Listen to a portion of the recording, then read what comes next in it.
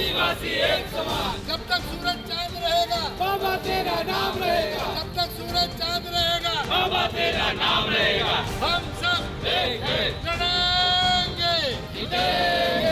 નામદાર સુપ્રીમ કોર્ટના chief justice Chandrachud અને એમની 7 જજોની બેન્ચ દ્વારા 1 ઓગસ્ટ 2024ના રોજ જે ચુકાદો આપ્યો છે, જે સંવિધાનમાં આરક્ષણની જે સંવિધાનમાં અનુસૂચિત જાતિ અને જનજાતિ માટે આરક્ષણના પ્રાવધાન છે, ત્યારે આ બેન્ચના ચુકાદાએ એવું જણાવ્યું છે કે ક્રિમિલેયર અંતર્ગત રાજ્ય સરકારો જ્ઞાતિઓના વર્ગીકરણ કરીને અને અનામત આપી શકે છે। ત્યારે આમ કરવાથી જે બંધારણના મૂળ હેતુ છે, સિદ્ધાંતો છે, એનું ઉલ્લંઘન થશે।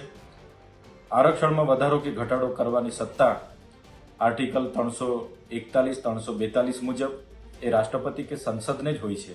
ત્યારે રાજ્ય સરકારોને આવા અધિકારો આપવાથી આવનાર દિવસોમાં અમુક ચોક્કસ જ્ઞાતિ, પેટા જ્ઞાતિઓને પોતાના તરફ લેવા માટે અમુક વૈમનસ્ય ઊભું કરવામાં આવશે, જેના લીધે વર્ગ વિગ્રહ પણ થશે।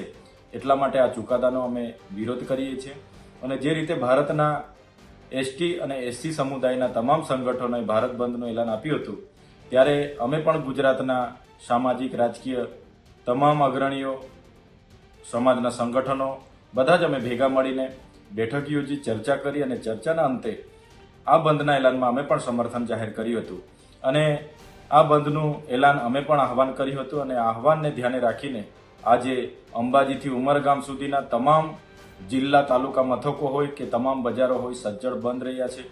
ત્યારે આજે આદિવાસી સમુદાય હોય કે તમામ સમુદાય વર્ગના લોકોનો આ પ્રસંગે એકતા બતાવવા બદલ અમે સૌનો આભાર માનીએ છીએ અને જ્યારે પણ સંવિધાન અને આરક્ષણની વાત હશે, ચોક્કસ આવી જ એકતા આવનાર દિવસોમાં પણ અમે બતાવીશું અને સૌ એક સાથે રહીને સંવિધાન બચાવવા માટે આગળ લડીશું।